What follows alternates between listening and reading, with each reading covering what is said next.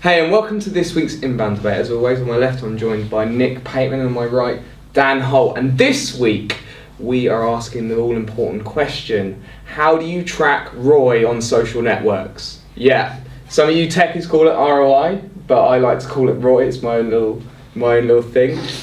From our point of view, basically we work with clients on a number of social campaigns, and one of our primary goals is to communicate a positive ROI or ROI. And how do you guys go about doing that, Nick? ROI is a tough one to measure on social. I think everyone agrees with that, and there's a few ways of doing it, but nothing particularly concrete right now. Certainly tracking software is getting better.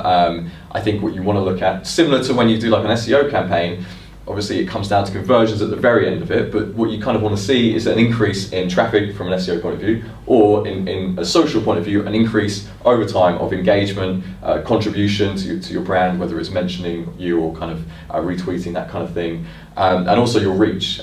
Reach is kind of not so accurate because that's just if someone with 10,000 followers tweets, then you're gonna have a massive kind of impression reach. But I think what's really kind of good now with analytics from Google Analytics is that you can actually see if you're running a social campaign, you can track last contribution ROI as well as actual direct conversion ROI. So by last contribution, if you go to, I think in analytics under content and go to social, you can actually see from your campaign what social platforms are bringing in people that have actually found your brand through Twitter or Facebook, left the site, then come back and actually convert it later on. Or more unlikely but still relevant to tracking is actually those people that found you through social networks and then actually converted straight away. Now this is quite tough on brochure sites, but from an e-commerce point of view, it's very easy to monitor. So you can actually say, right, so from my month worth of social engagement and running this campaign, I've increased my followers, I've engaged this much, I've had this many contributors coming to me and tweeting my brand.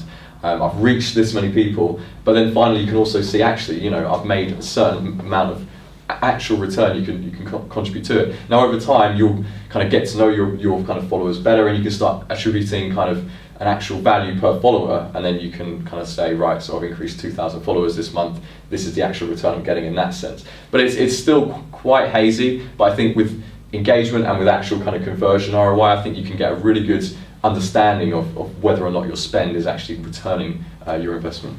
Dan, what do you think? Yeah, I mean, I certainly agree that the new analytics information that's available in terms of being able to track specifically what people are spending, whether it's kind of initially or through that kind of longer term relationship that was initially initiated via a social media platform, I agree that's absolutely fascinating. But certainly when I'm dealing with clients, I don't really want them thinking about that. I don't want the short-term financial return clouding the bigger picture, which for me is all about brand. So particularly if I'm dealing with a relatively smallish business, they might not be particularly bought into the concept of brands. So the first thing is about very clearly educating them as to why this is such a big thing in terms of direct traffic, in terms of conversion rates, in terms of retention rates, and of course, more and more in terms of rankings. Google loves brands, right?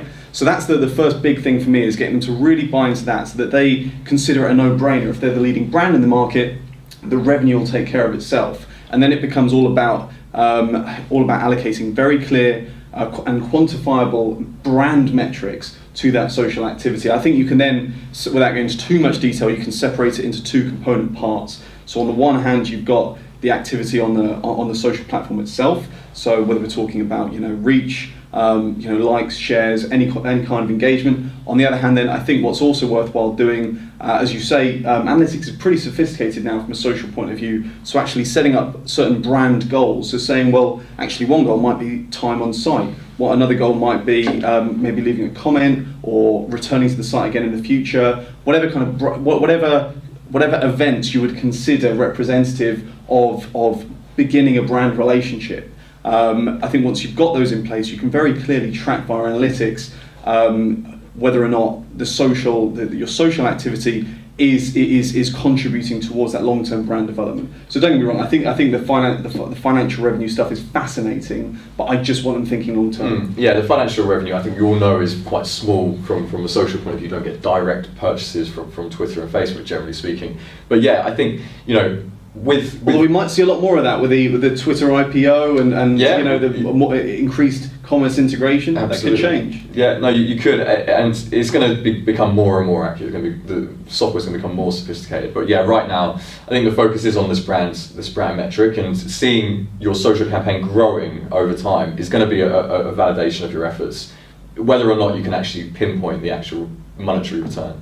I mean, I think it's, from my point of view, I think it's quite interesting because people have generally been used to search being so easy to measure, and I would say, you know, in terms of reporting search, it's quite easy to convey to a client the benefits that they've got, the ROI, because people go onto search engines to look for specific things, to look for specific products. Whereas when you look at like Facebook, when you look at Twitter, people aren't going on to look for specific keywords, specific products. They're looking to actually just engage and kind of, you know, do that whole social engagement thing, which is why it's not hazy to measure, but I feel like it's a lot more bespoke for each client. I mean, would you guys agree? Yeah, because I mean, there's certain things where actually your Twitter campaign might replace your sales like routine or sorry, your recruitment routine. So that if rather than going after people and trying to get them to sign up to a new job role you might have, you go through Twitter and not use an expensive kind of recruitment company or something like that. So you can get ROI from a various different number of means, and that could be one of them, and it is bespoke for every single campaign.